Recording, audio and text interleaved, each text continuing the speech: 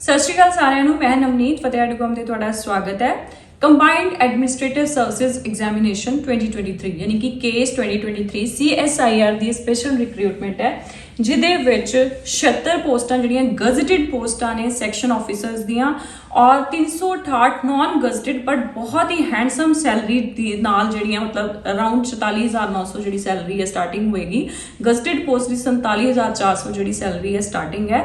ਬਹੁਤ ਹੀ handsome salary ਦੇ ਨਾਲ ਬਹੁਤ ਹੀ ਵਧੀਆ ਜੌਬ ਜਿਹੜੀ ਹੈ CSIR ਦੀ sponsor of scientific and industrial research ਜਿਹੜੀ ਕਿ ministry of science and technology ਦਾ ਇੱਕ ਆਟੋਨੋਮਸ ਬੋਡੀ ਆ, ਉਹਦੇ ਅੰਡਰ ਇਹ ਵੈਕੈਂਸੀਜ਼ ਜਿਹੜੀਆਂ ਨੇ ਨਿਕਲੀਆਂ ਨੇ। ਸੋ ਪੰਜਾਬ ਦੇ ਜਿੰਨੇ ਵੀ ਸਟੂਡੈਂਟਸ ਹੈ ਮੈਂ ਉਹਨਾਂ ਨੂੰ ਜ਼ਰੂਰ ਕਹੂੰਗੀ ਜਿਹੜੇ ਕੰਪੀਟੀਟਿਵ ਐਗਜ਼ਾਮਸ ਦੀ ਤਿਆਰੀ ਕਰਦੇ ਨੇ ਉਹ ਇਹਦੇ ਲਈ ਜ਼ਰੂਰ ਬੈਠਣ, ਠੀਕ ਹੈ। ਸੋ ਇਹ ਬੇਸਿਕਲੀ ਜਿਹੜਾ ਆ ਇਹਦੇ 3 ਪੇਪਰ ਹੋਣਗੇ, ਮੈਂ ਤੁਹਾਨੂੰ ਸਾਰਾ ਐਕਸਪਲੇਨ ਕਰ ਦਿੰਨੀ ਆ, ਠੀਕ ਹੈ। ਹੌਲੀ ਹੌਲੀ ਆਰਾਮ ਨਾਲ ਜਿਹੜਾ ਕਿ ਤੁਹਾਨੂੰ ਸਮਝ ਵੀ ਆ ਜੇ। ਸਭ ਤੋਂ ਪਹਿਲਾਂ ਜਿਹੜਾ ਤੁਸੀਂ ਅਪਲਾਈ ਕਰਨਾ ਆ ਉਹ ਸਟਾਰਟ ਹੋਏਗਾ ਤੁਹਾਡਾ 8 ਦਸੰਬਰ, ਠੀਕ ਹੈ, ਦਿਨ ਸ਼ੁੱਕਰਵਾਰ ਤੋਂ। ਔਰ ਜਿਹੜਾ ਤੁਸੀਂ ਐਂਡ ਡੇਟ ਆ ਇਹਦੀ ਉਹ ਹੈਗੀ ਹੈ 12 ਜਨਵਰੀ ਔਰ ਫੀਸ ਦੀ ਐਂਡ ਡੇਟ ਹੈਗੀ ਹੈ 14 ਜਨਵਰੀ ਤੱਕ। ਤੁਸੀਂ ਆਪਣੀ ਫੀਸ ਜਿਹੜੀ ਹੈ ਉਹ CSIR ਦੀ ਵੈਬਸਾਈਟ ਤੋਂ ਹੀ ਤੁਸੀਂ ਆਨਲਾਈਨ ਲਿੰਕ ਹੈਗਾ ਇਹਦੇ ਤੇ, ਠੀਕ ਹੈ। ਨੋਟੀਫਿਕੇਸ਼ਨ ਜਿਹੜਾ ਆ ਇਹ ਮੈਂ ਆਲਰੇਡੀ ਤੁਹਾਨੂੰ ਸ਼ੇਅਰ ਕਰ ਦਿੱਤਾ ਟੈਲੀਗ੍ਰਾਮ ਚੈਨਲ ਦੇ ਉੱਤੇ, ਰਾਈਟ। ਕਾਫੀ ਬੱਚਿਆਂ ਨੂੰ ਸ਼ੇਅਰ ਵੀ ਕੀਤਾ ਆ। ਸੋ ਇਸ ਲਿੰਕ ਤੇ ਜਾ ਕੇ ਤੁਸੀਂ ਇਹਨੂੰ ਜੌਬ ਨੂੰ ਅਪਲਾਈ ਕਰ ਸਕਦੇ ਹੋ। ਜੋ ਵੀ ਪੇਮੈਂਟ ਦਾ ਲਿੰਕ ਆਏਗਾ ਉਹਦੇ ਤੇ ਤੁਸੀਂ ਪੇ ਕਰਨਾ ਆ, ਠੀਕ ਹੈ। ਸੋ ਐਂਡ ਇਹਦੇ ਵਿੱਚ ਸਭ ਤੋਂ ਵਧੀਆ ਗੱਲ ਕੀ ਹੈ ਕਿ ਏਜ ਰਿਲੈਕਸੇਸ਼ਨ, ਏਜ ਲਿਮਿਟ ਵੀ ਜਿਹੜੀ ਹੈ ਕਾਫੀ ਜ਼ਿਆਦਾ ਹੈ। ਯੂ ਆਰ ਜਨਰਲ ਕੈਟੇਗਰੀ ਦੇ ਵਿੱਚ ਅਨਰਿਜ਼ਰਵਡ ਕੈਟੇਗਰੀ ਦੀ ਜਿਹੜੀ ਏਜ ਲਿਮਿਟ ਹੈ ਦੈਟ ਇਜ਼ 33 ਇਅਰਸ। ਉਸ ਤੋਂ ਉੱਪਰ ਜੋ ਵੀ ਸੈਂਟਰਲ ਗਵਰਨਮੈਂਟ ਦੇ ਨੋਰਮਸ ਬਣਦੇ ਨੇ ਨਾ ਉਹਦੇ ਹਿਸਾਬ ਦੇ ਨਾਲ ਵੀ ਅੱਗੋਂ ਜਿਹੜੀਆਂ ਨੇ ਮਤਲਬ ਏਜ ਲਿਮਿਟ ਹੈਗੀ, ਮਤਲਬ 5 ਸਾਲ ਦੀ ਤਾਂ SC ST ਵਗੈਰਾ ਨੂੰ, ਰਾਈਟ। ਸੋ ਇਹਦੇ ਵਿੱਚ ਅਗਰ ਆਪਾਂ ਗੱਲ ਕਰੀਏ ਸੈਕਸ਼ਨ ਆਫਿਸਰ ਜਿਹੜੀਆਂ ਕਿ ਗਰੁੱਪ B ਗਜ਼ਟਿਡ ਪੋਸਟਾਂ ਨੇ 47,600 ਤੋਂ ਪੇਮੈਂਟ ਜਿਹੜੀ ਤੁਹਾਡੀ ਸਟਾਰਟ ਹੋਏਗੀ ਸੈਲਰੀ, ਰਾਈਟ। ਸੋ ਐਸੈਂਸ਼ੀਅਲ ਸਭ ਤੋਂ ਵੱਡੀ ਗੱਲ ਕਿ ਐਸੈਂਸ਼ੀਅਲ ਕੁਆਲੀਫਿਕੇਸ਼ਨ ਕੀ ਹੈ?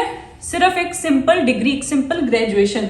ਏਜ ਲਿਮਿਟ ਕੀ ਹੈ? ਨਾਟ ਐਕਸੀਡਿੰਗ 33 ਇਅਰਸ, ਦੋਵਾਂ ਦੇ ਵਿੱਚ ਹੀ, ਰਾਈਟ। ਸੋ ਇਹ ਸਭ ਤੋਂ ਵਧੀਆ ਗੱਲ ਇਹਦੇ ਵਿੱਚ ਇਹ ਹੈ। ਸੋ ਕਾਫੀ ਬੱਚੇ ਇਹਦੇ ਲਈ ਐਲੀਜੀਬਲ ਹੁੰਦੇ ਆ, ਰਾਈਟ। 76 ਤੁਸੀਂ ਇਹ ਦੇਖ ਸਕਦੇ ਹੋ ਸੈਕਸ਼ਨ ਆਫਿਸਰ ਦੀਆਂ ਜਿਹੜੀਆਂ ਨੇ ਵੈਕੈਂਸੀਜ਼ ਨੇ, ਠੀਕ ਹੈ, ਕੈਟੇਗਰੀ ਵਾਈਜ਼।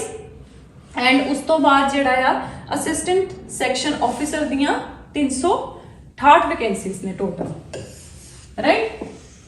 ਸੋ ਹੁਣ ਇਹਦੇ ਵਿੱਚ ਇੱਕ ਤਾਂ ਤੁਹਾਨੂੰ ਮੈਂ ਦੱਸਦਾ ਫੀਸ, ਰਾਈਟ। ਫੀਸ ਜਿਹੜੀ ਹੈ ਉਹ ਅਨਰਿਜ਼ਰਵਡ OBC ਤੇ EWS ਕੈਟੇਗਰੀ ਵਾਸਤੇ 500 ਹੈ। Women SC ST PWBD ex serviceman CSIR departmental candidates ਵਾਸਤੇ ਕੋਈ ਫੀਸ ਨਹੀਂ ਹੈ, ਰਾਈਟ। ਸੋ ਵਿਮਨ ਤਾਂ ਜ਼ਰੂਰ ਅਪਲਾਈ ਕਰਨ, ਰਾਈਟ। ਸੋ ਇਹਦੇ ਵਿੱਚ ਜਿਹੜੀ ਏਜ ਰਿਲੈਕਸੇਸ਼ਨ ਹੈ SCs STs ਵਾਸਤੇ 5 ਸਾਲ ਹੈ, ਮਤਲਬ 33 ਸਾਲ ਤੋਂ ਉੱਪਰ 5 ਸਾਲ ਲਗਾ ਲਓ। OBC ਵਾਸਤੇ 3 ਸਾਲ ਹੈ, PWBD ਅਨਰਿਜ਼ਰਵਡ ਵਾਸਤੇ 10 ਸਾਲ ਹੈ ਔਰ SC ST PWBD ਵਾਸਤੇ 15 ਸਾਲ ਹੈ। OBC ਵਾਸਤੇ 13 ਸਾਲ ਹੈ। ਐਕਸ ਸਰਵਿਸਮੈਨ ਵਾਸਤੇ 3 years after deduction of actual military service rendered from the actual age on the closing day। CSIR departmental candidates ਲਈ 5 ਸਾਲ ਹੈ। ਬਾਕੀ ਕਿਸੇ ਕੈਟੇਗਰੀ ਦੇ ਵਿੱਚ ਕੋਈ ਵੀ ਏਜ ਰਿਲੈਕਸੇਸ਼ਨ ਨਹੀਂ ਹੈ। ਹੁਣ ਆਪਾਂ ਪੇਪਰ ਦਾ ਪੈਟਰਨ ਤੇ ਸਿਲੇਬਸ ਦੀ ਗੱਲ ਕਰਦੇ ਹਾਂ।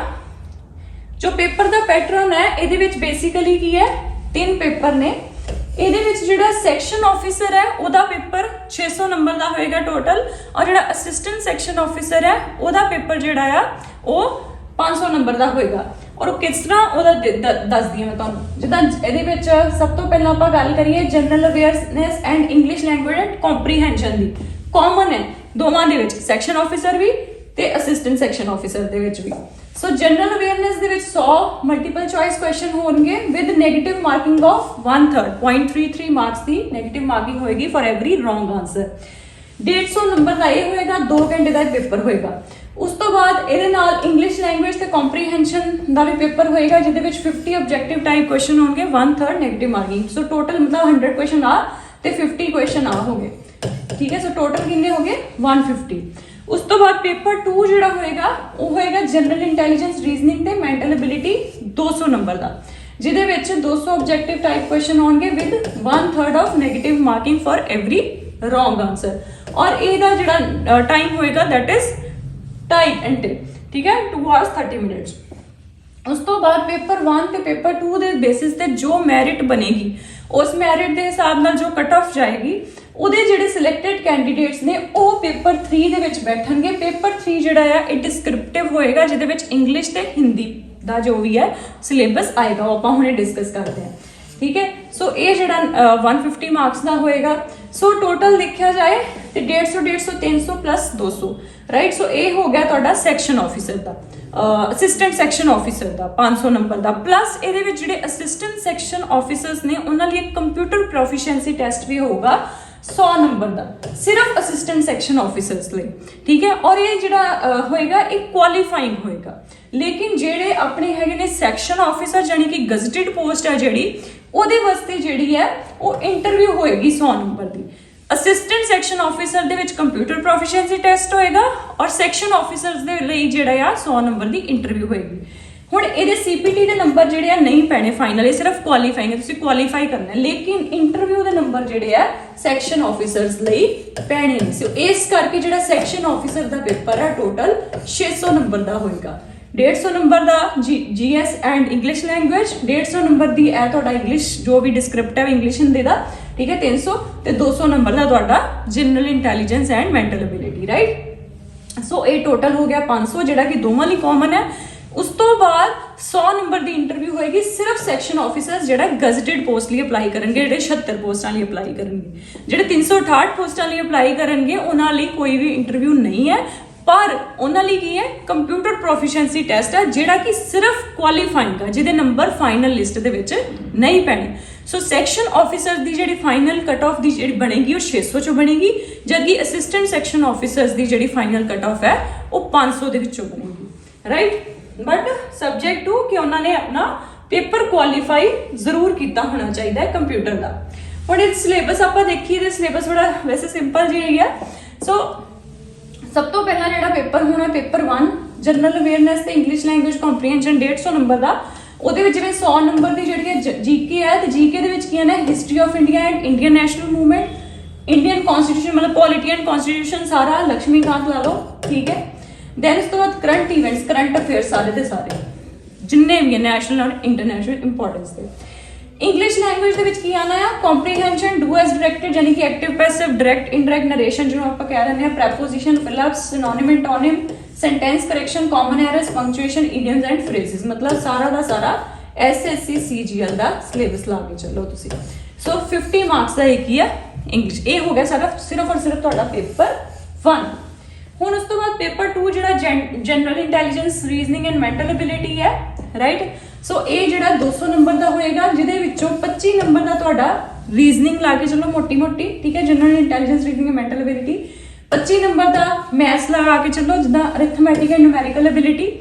25 नंबर की तुहाडी आ गई जनरल साइंस, ठीक है। 25 नंबर का तुहाडा आ गया एनवायरनमेंट, 25 नंबर का तुहाडा आ गया एथिक्स एंड इंटीग्रिटी, 25 नंबर का आ गया तुहाडा decision making and problem solving जिदा दे क्वेश्चन आते होंगे PCS दे विच, ईवन रीजनिंग RS अग्रवाल विच भी तुहानूं इहो ਜਿਹੇ क्वेश्चन मिल जाएंगे।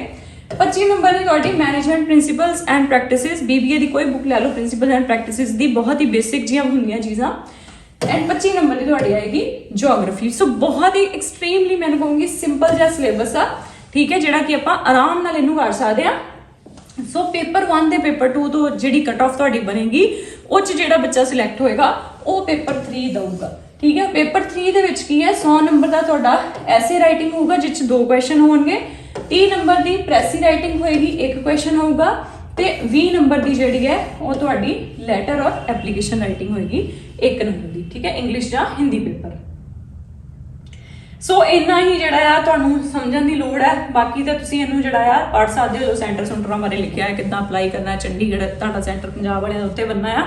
ਸੋ ਜ਼ਰੂਰ ਇਹਨੂੰ ਪੇਪਰ ਦਾ ਪੈਟਰਨ ਬਹੁਤ ਵਧੀਆ, ਮੈਨੂੰ ਤਾਂ ਬਹੁਤ ਵਧੀਆ ਲੱਗਾ ਰਾਈਟ। ਸੋ ਇਹਨੂੰ ਜ਼ਰੂਰ ਅਪਲਾਈ ਕਰੋ, ਮੈਕਸਿਮਮ ਜਿੰਨੇ ਬੱਚੇ ਅਪਲਾਈ ਕਰ ਸਕਦੇ ਉਹਨਾਂ ਜ਼ਰੂਰ ਕਰੋ, ਬਹੁਤ ਵਧੀਆ ਆ।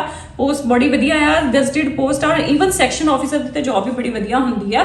सो जरूर अप्लाई करियो, ठीक है। मैं इहदा लिंक जिहड़ा है जिहड़ा टैलीग्राम ते तुहानूं इहदा पूरा दा पूरा जिहड़ी नोटिफिकेशन है पा दित्ती है, उहनूं खोल के पढ़ लो चंगी तरह। फिर भी जे कोई डाउट है कमेंट सैक्शन च पुछ लो, नंबर तुहानूं दित्ता होया उत्ते पुछ लिओ, ठीक है। So that was all the best, thank you very much.